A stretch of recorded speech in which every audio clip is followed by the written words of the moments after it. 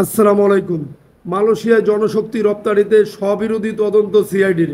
বিস্তারিত জানতে সম্পূর্ণ ভিডিওটি মনোযোগ সহকারে দেখুন, কেননা মালয়েশিয়ায় প্রবাসী ভাই ও বোনদের জন্য গুরুত্বপূর্ণ নিউজ হতে যাচ্ছে এবং যারা মালয়েশিয়া যেতে আগ্রহী তাদের জন্য।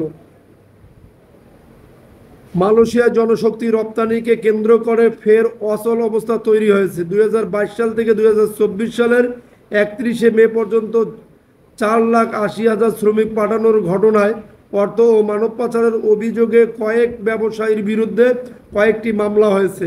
মামলাগুলোকে অসত্য ও উদ্দেশ্য প্রণোদিত বলে দাবি করেছেন আসামি সংশ্লিষ্টরা। মালয়েশিয়ান সরকারও বলেছে অপ্রমাণিত অভিযোগ প্রত্যাহার করে নিতে, কিন্তু পুলিশের অপরাধ তদন্ত বিভাগ সিআইডি এসব মামলার তদন্তের দ্বিমুখী নীতি অনুসরণ করছে। একই ঘটনায় রাজধানীর পল্টন থানায় গত বছরের 3 সেপ্টেম্বর মানব পাচার ও অর্থ পাচারের অভিযোগে মামলা হয়।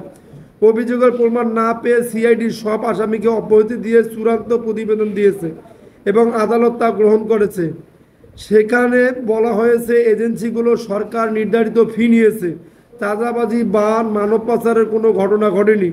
আবার বিবাদমান বিবাদমান ব্যবসায়ীদের একটি অংশের বেনামি অভিযোগ আমলে নিয়ে এই সংস্থা সিআইডি ইতিমধ্যে 33 জনের বিরুদ্ধে বনানী থানায় মানি লন্ডারিং প্রতিরোধ আইনে মামলা করেছে।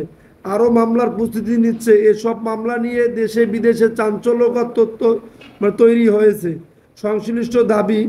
সংশ্লিষ্টদের দাবি এসব মামলা জটিলতায় ঝুলে আছে মালয়েশিয়া যেতে ইচ্ছুক 12 লাখ শ্রমিকের ভাগ্য। আগামী 6 বছরে মালয়েশিয়ায় বাংলাদেশ থেকে 12 লাখ বা তারও বেশি শ্রমিক যাওয়ার সুযোগ রয়েছে। সংশ্লিষ্টরা দাবি করছেন ইতিমধ্যে মালয়েশিয়ান কর্তৃপক্ষ বাংলাদেশ থেকে বিনা খরচে শ্রমিক নেওয়ার একাধিক মডিউল প্রস্তুত করেছে। এদিকে 2024 সালে নিয়নুমতি পাওয়া 7,869 শ্রমিককে মালয়েশিয়া পাঠাবে সরকারি সংস্থা Bangladesh overseas employment services limited বোয়েলস। গত 1 জুলাই থেকে সংস্থাটি শ্রমিকদের পাঠানোর শুরু করার কথা, কিন্তু প্রায় আড়াই মাসে তারা একজনও শ্রমিক পাঠাতে পারেনি। আগামী 31শে ডিসেম্বরের মধ্যে এসব শ্রমিককে মালয়েশিয়া পাঠানোর বাধ্যবাধকতা রয়েছে। ইতিমধ্যে বোয়েসেলস শ্রমিক প্রেরণে 1,62,500 টাকা করে আদায় করার সার্কুলার জারি করেছে। সংশ্লিষ্টরা বলছেন বিভিন্ন মামলার কারণে মালয়েশিয়ায় বাংলাদেশি শ্রমিক প্রেরণে ফের অনিশ্চয়তা দেখা দিয়েছে। রাজধানীর পল্টন থানায় করা মামলার ফাইনাল রিপোর্টে দেওয়ার পর বনানী থানায় সিআইডির করা মানি লন্ডারিং মামলার তদন্ত প্রক্রিয়া নিয়ে প্রশ্ন তুলেছেন অপরাধ বিশ্লেষকরা। তদন্ত কর্মকর্তারা ইতিমধ্যে সাক্ষীদের কাছ থেকে সাক্ষ্য নেওয়ার জন্য লিখিত একাধিক ফর্ম তৈরি করেছেন। সাক্ষ্য আইন অনুযায়ী সেটা গ্রহণযোগ্য নয় বলেছেন খোদ সিআইডির ঊর্ধ্বতন কর্মকর্তারা। জানা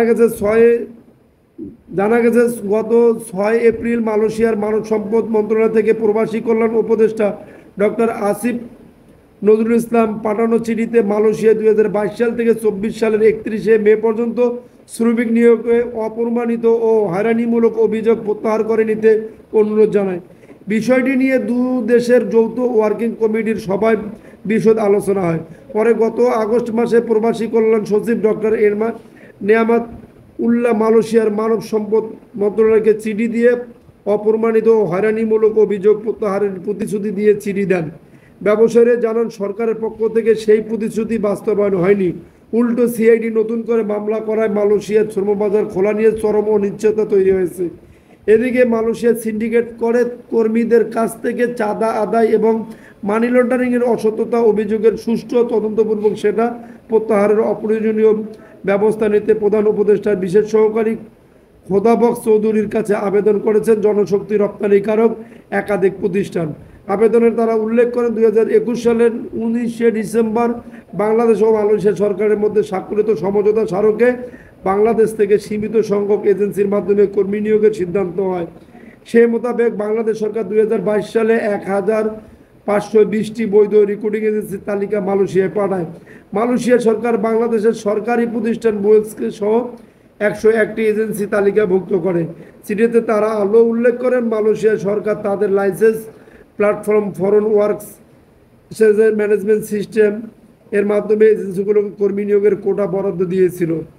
যদি আপনাদের নিউজটি ভালো লেগে থাকে তাহলে অবশ্যই আমাদের চ্যানেলটি সাবস্ক্রাইব করে পাশে থাকা বেল বাটনটি অন করে রাখবেন পরবর্তী ভিডিও